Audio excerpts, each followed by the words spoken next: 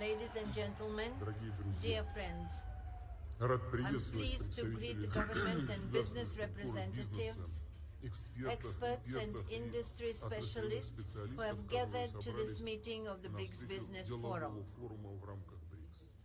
I would like to note that holding such business forums on a regular basis, along with the systematic work of the BRICS Business Council, which brings together top businessmen and heads of major companies of the 5 countries, plays an immense practical role in promoting mutual trade and investments, enhancing cooperation ties, and expanding direct dialogue among business communities, and thus effectively contributes to accelerated socio-economic growth of our states and achievement of sustainable development goals. It is important that this forum focuses on such pressing issues as the post-pandemic economic recovery of the BRICS states, improvement of citizens' well-being, industrial modernization, development of efficient transport and logistics chains, stimulation of equitable technology transfers. These challenges and complex tasks have to be dealt with amidst the increasing volatility in stock, currency, energy and food markets, coupled with strong inflationary pressures stemming from, inter alia, the irresponsible large-scale money emission by a number of countries seeking to mitigate the effects of the pandemic, which has led to the accumulation of private and public debt. International economic situation is also seriously affected by the illegitimate sanction practice and illegal freezing of assets of sovereign states, which essentially amounts to the trampling upon all the basic norms and rules of free trade and economic life, norms and rules that not so long ago seemed immutable. Resource shortages, increased inequality, rising unemployment, and aggravation of other chronic problems of the world economy are the direct consequences. Prices for food, basic agricultural products and crops have skyrocketed, and it is the most vulnerable, poor countries that are hit hardest. Importantly, and in this circumstance, the BRICS states have stepped up their interaction, and our joint work to ensure economic growth and sustainable development brings concrete, tangible results. More and more joint projects are launched. Mutual trade is growing, industry contracts are expanding. Above all, our cooperation is based on the principles of equality, partner support, and respect to each other's interests. And that is what is the core of our association's forward-looking strategic course. The course that reflects the aspiration of the larger part of the international community, so-called global majority. The figures speak for themselves. Over the last decade, mutual investments among BRICS states have increased sixfold. Their overall investment in global economy have doubled, and their total exports have reached 20% of the world's exports. As for Russia, the trade volume with the BRICS partners has increased by 40.5%, and reaching the record of 230, even more than 230 billion. In the first half of this year, it grew by 35.6% as compared with the same period in 2022, and it reached 134.7 billion US dollars. I would also like to point out that the share of the BRICS countries, with their population totaling more than 3 billion people, now accounts to nearly 26% of the global GDP.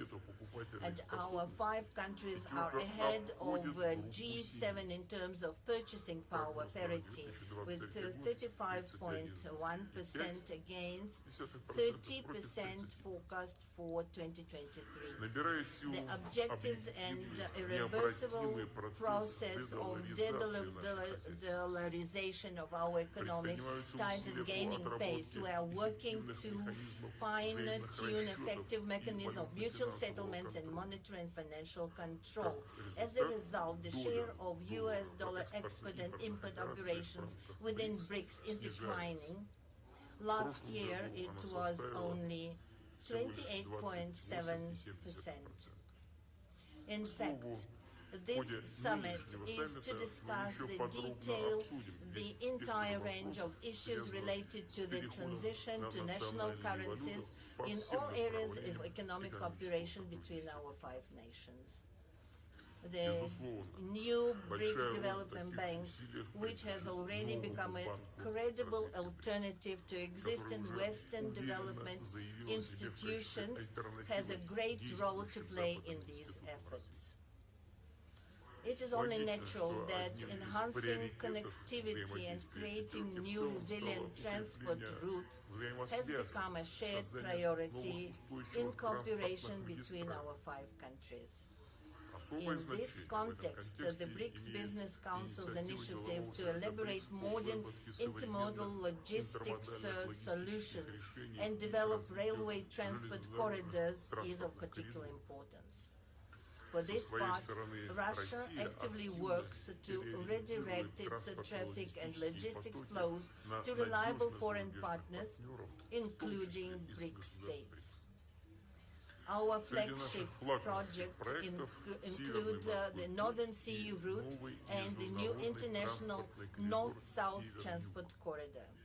These 2 major transport routes aim to provide the shortest and most cost-effective trade routes to link major industrial, agricultural, energy hubs with consumer markets. With regards to the Northern Sea route, I would like to emphasize that Russia has already adopted and launched a large-scale, multi-year plan to develop its infrastructure.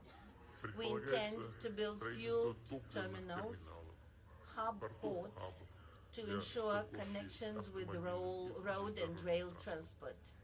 Icebreaking fleet is expanding, first of all by commissioning nuclear-powered vessels that have no analog in the world.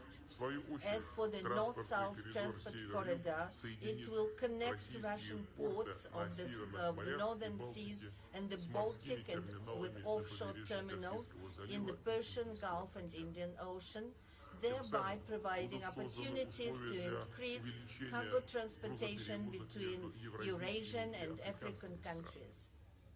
Besides, this will certainly give impetus to developing new industrial, trade, and logistics facilities along those routes.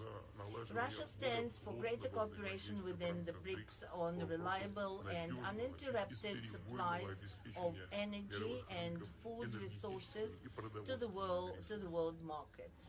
We are consistently increasing supplies of fuel, agricultural products and fertilizers to countries of the Global South and making a significant contribution to strengthening global food and energy security, addressing acute humanitarian issues, and fighting hunger and poverty in the countries in need. All these issues, in particular, were discussed in depth at the recent Russia-Africa summit. For example, last year, trade in agricultural products between Russia and African states grew by 10% and amounted to $6.7 billion. In January-June this year, it increased by another record 60%. Our country is and will remain a responsible supplier of food to the African continent.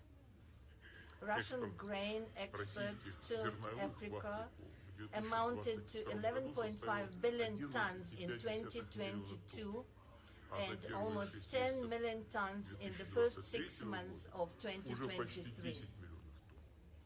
And this is despite the unlawful sanctions imposed on us that seriously hinder the export of Russian food products and complicate transport, logistics, insurance, and bank payments. Russia is being deliberately obstructed in the supply of grain and fertilizers abroad, and at the same time we are hypocritically blamed for the current crisis situation in the world market. This has been clearly seen in the implementation of the so-called grain deal, concluded with the participation of UN Secretariat and initially aimed at ensuring global food security, reducing the threat of hunger, and providing aid to the poorest countries. We have repeatedly drawn attention to the fact that in a year under the deal, a total of 32 million tons of cargo has been exported from Ukraine, of which over 70% have reached high and upper middle income countries, including the European Union, first of all. And only about 3% have gone to the least developed countries, less than 1 million tons. None of the terms of the so-called deal concerning the lifting of sanctions imposed on Russian exports of grain and fertilizers to world market have been fulfilled. Obligations to Russia in this regard have been simply ignored. Even our free transfer of mineral fertilizers blocked in European ports have been obstructed. In fact, that is a purely humanitarian campaign that should not in principle be subject to any sanctions. With these facts in mind, since 18 July we have refused to further extend the so-called deal, and we will be ready to get back to it, but to get back only if all obligations to the Russian side are truly fulfilled. I have repeatedly said that our country has the capacity to replace Ukrainian grain both commercially and as free aid to needy countries, especially since our harvest is again expected to be perfect this year. As a first step, we have decided to graciously provide to six African countries 25 to 50,000 tons of grain, each with free delivery of these cargoes. Negotiations with the partners are going to an end. Among the priority lines of interactions, we see also further coordination of the approaches of the BRICS participants on the subject of supporting small and medium-sized enterprises. This is an important part of the overall economic agenda of the Group of Five, which implies the assistance of the widest circles of citizens involved in business regarding the issues of administrative and tax regulation, digitalization, electronic commerce, and participation in the value chains. I would note that thanks to the state support programs, the entrepreneurs from the BRICS countries successfully adapt to the constantly changing situation in the global market. They find new partners, new sales channels, attract additional funding, and use more actively modern technologies. It is equally significant to continue to develop cooperation within the BRICS countries in the field of decarbonization of economy, reduction of man-induced impact on the nature, and adaptation to the changing of climate. Russia is ready to work jointly to promote more balanced approaches to the climate change in the international arena. Our country is consistently implementing the National Low Carbon Development Strategy. We plan to reach the carbon neutrality of the Russian economy not later than 2060, including through the introduction of technological innovations, modernization of infrastructure for access to affordable and clean energy, conservation of ecosystems on land and sea. We believe that the implementation of the climate goals can be facilitated by a variety of technologies, including those that have been in use for a long time already, such as nuclear generation, hydropower, gas motor fuel. To sum it up, I would like to reiterate that the multifaceted partnership and cooperation within the BRICS is not only makes a significant contribution to ensuring sustainable growth of our states, but also generally promotes the healthy global economy and successful achievement on the global development goals and targets set by the UN to fight poverty, expand people's access to quality health care, eradicate hunger and improve food security. Therefore, I'm confident that the BRICS Business Forum and Business Council will continue their creative work aimed at the improvement of contacts between the entrepreneurial circles of the countries of the Group of Five and joint implementation of mutually beneficial projects. In conclusion, I would like to invite representatives of the business circles to our countries to come, to the Eastern Economic Forum in Russia that will take place in 10 to 13 September in the city of Vladivostok, where by tradition there will be discussion of issues that are of interest, including the business community of the BRICS countries. Thank you very much for your attention.